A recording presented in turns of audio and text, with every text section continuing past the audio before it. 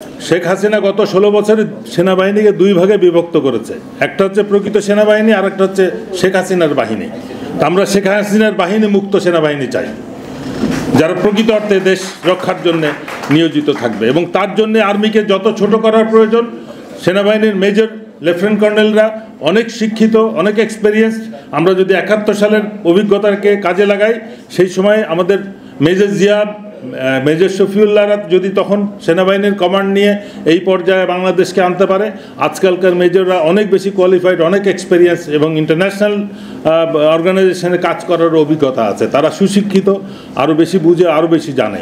সুতরাং তারা যে কোনো সময় সেনাবাহিনীর দায়িত্ব নেওয়ার জন্য সক্ষম বলে আমি মনে করি। সুতরাং সিনিয়ররা যারা অলরেডি যাদের চাকরি, যাদের চরিত্র, যাদের কার্যক্রম প্রশ্নবিদ্ধ, তাদের অবশ্যই বিচারের আওতায় নিয়ে সেনাবাহিনীকে এই কলঙ্ক মুক্ত করতে হবে। সুতরাং প্রতিরক্ষা এবং সুবিচার যদি না আসে, দেশের কোনো অংশে প্রকৃত অর্থে শান্তি ফেরত আসবে না। আমরা যেটা দেখলাম, যত গুম খুন, যত যা কিছু আমরা শুনেছি, বেশিরভাগ অফিসাররা, সেনা অফিসাররা এটাতে ইনভলভ, এবং সেটা সম্ভব হয়েছে সেনাবাহিনীতে যে আইনের আওতায় তারা প্রশ্রয় পেয়ে এসছে, যেটা যে কোনো অফিসার শাস্তি দিলে যে শাস্তি, সেই শাস্তির ব্যাপারে কেউ প্রশ্ন করতে পারবে না, সেটা ন্যায় হোক আর অন্যায় হোক। সেই সাহস নিয়ে তারা যখন র্যাবে এসছে, ডিজিএফআইতে গেছে, এনএসআইতে গেছে, সেই একই মুডে তারা আরও উচ্চ পর্যায়ের অপরাধ করতে প্রবৃত্ত হয়েছে, এবং যার ফলে আজকে দেশ একটা বেকায়দার মধ্যে রয়েছে, বিশৃঙ্খল পরিস্থিতির মধ্যে আছে। সুতরাং এটাকে দূর করতে হলে সশস্ত্র বাহিনীর ওই আইনকে সংস্কার করতে হবে।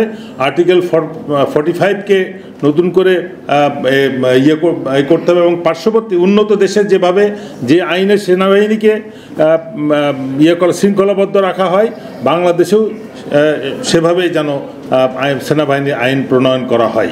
এবং এর জন্য আমাদের বেশি দূরে যেতে হবে না। আমাদের প্রতিবেশী দেশ যে আইন, ব্রিটিশ আইন আমরা ফলো করেছি, তারাও সেটা ফলো করেছে 2007 সাল পর্যন্ত।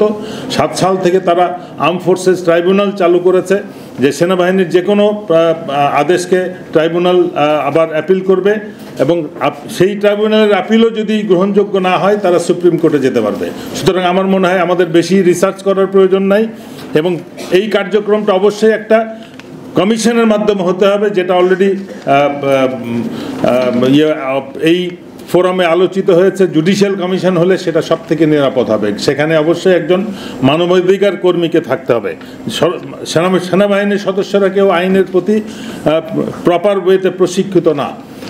সেনাবাহিনীতে একটা শাখা আছে, জ্যাগ অ্যাডভোকেট জেনারেল, কিন্তু আমরা গত 53 বছর দেখে এসেছি এটা ম্যাক্সিমাম মিসইউজ হয়েছে। মানে আইনের ব্যত্যয়গুলোকে, অবমাননাগুলোকে তারা সার্টিফাই করেছে। সুতরাং এই জ্যাক ব্রাঞ্চ কিভাবে এদেরকে রিঅর্গানাইজ করা হবে, বা অ্যাটল প্রয়োজন আছে কিনা, এটা সত্যিকার ন্যায় বিচারের স্বার্থে এরা কোনো অবদান রাখতে পারছে কিনা, সেই বিষয়টা আমাদের এখন তদন্ত বা যাচাই করার সময় এসছে। আমরা একমাত্র সেনাবাহিনীতে ওত নেওয়া হয় যারা দেশের স্বাধীনতা, সার্বভৌমত্ব রক্ষা করবে প্রয়োজনের জীবন দিয়ে।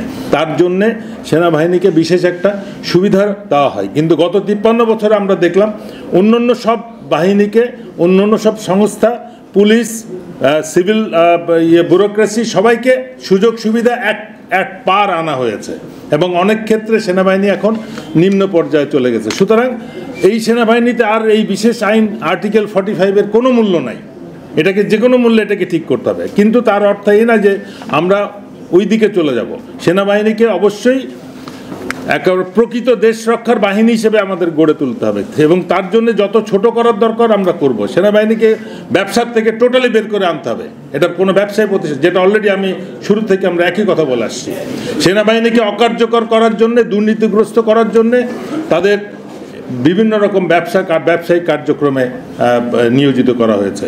যদি প্রয়োজন হয়, উচিত প্রত্যেকটা প্রতিষ্ঠানকে নিজের সক্ষমতায় গড়ে তোলা, সরকারের প্রতিষ্ঠান। সেটা যদি না পারে, সশস্ত্র বাহিনীতে একটা বিরাট একটা জনবল আছে, যারা ইয়াং এজে রিটায়ার করে, প্রশিক্ষিত জনবল, এবং তাদেরকে যদি প্রয়োজন হয় সশস্ত্র বাহিনী ওইভাবে অর্গানাইজ করে তাদেরকে ব্যবসায়িক কাজে বিভিন্ন নিয়োগ করবে। কিন্তু ইউনিফর্ম পরা কোনো অফিসার যে প্রকৃত অর্থে দেশের নিরাপত্তার কাজে নিয়োজিত থাকবে, সে কোনো অবস্থাতেই কোনো ব্যবসায়িক কাজে যেতে পারবে না, যত প্রয়োজনই থাকুক। এবং প্রয়োজনে আমরা প্রতিষ্ঠান গড়ে তুলব, না পারলে আমরা অন্য ব্যবস্থা নিব, কিন্তু সশস্ত্র বাহিনীকে কোনো অবস্থাতে ব্যবসায়িক কাজে নিয়োজিত করা ঠিক হবে না। এই বিডিআর কমিশন যেটা হয়েছে দেখলাম, এটা এখনো পর্যন্ত কিন্তু কি কাজ করছে এটা মোটেও প্রকাশ পাচ্ছে না, বা প্রকৃত তদন্ত করছে কিনা আমাদের মনে হয় নজরদারি আরও বাড়াতে হবে। তারা গণশুনানি করতেছে, বিভিন্নভাবে সাক্ষাৎ করছে। এখন সেই সাক্ষাৎটা জরুরি কিনা, কোন কাজটা জরুরি, কি তাদের প্রয়োজন, প্রকৃত অর্থে তারা তাদের মিশন অ্যাচিভ করতে পারবে কিনা এখনও সন্দেহ যথেষ্ট অবকাশ আছে। সুতরাং এটা দূর করার জন্য ব্যবস্থা করতে হবে। সেনাবাহিনীতে যেটা অলরেডি আলাপে এসছে, আর আমরা এই সার্বিক কার্যক্রমে আমাদের এই অফিসারদের গত 15 বছরে সশস্ত্র বাহিনীর উপরে যে অত্যাচার হয়েছে সেটার প্রচারে আমরা আজকে আমাদের প্রধান অতিথি অলরেডি উনি শুরু করেছেন বিডিআর হত্যা নিয়ে ওনার প্রোগ্রাম। আমরা আশা করব যে উনি আমাদের এই অফিসারদেরও তাদের বক্তব্য শোনার জন্য আমার দেশ একটা সুযোগ দিবে, যেখানে প্রত্যেকের গল্পটা একটা কাহিনী আকারে আসতে পারে, এবং আমরা দেশবাসীর কাছে, জনগণের কাছে বিচার চাইব। আমার মনে হচ্ছে না সশস্ত্র বাহিনী বা অথরিটি আমাদের কোনো বিচার দিবে। একটা পর্যায়ে আসবে, নিশ্চিত আমরা এটার উপকার পাবো, এবং ততদিন আমাদের এই আন্দোলন চলতে থাকবে।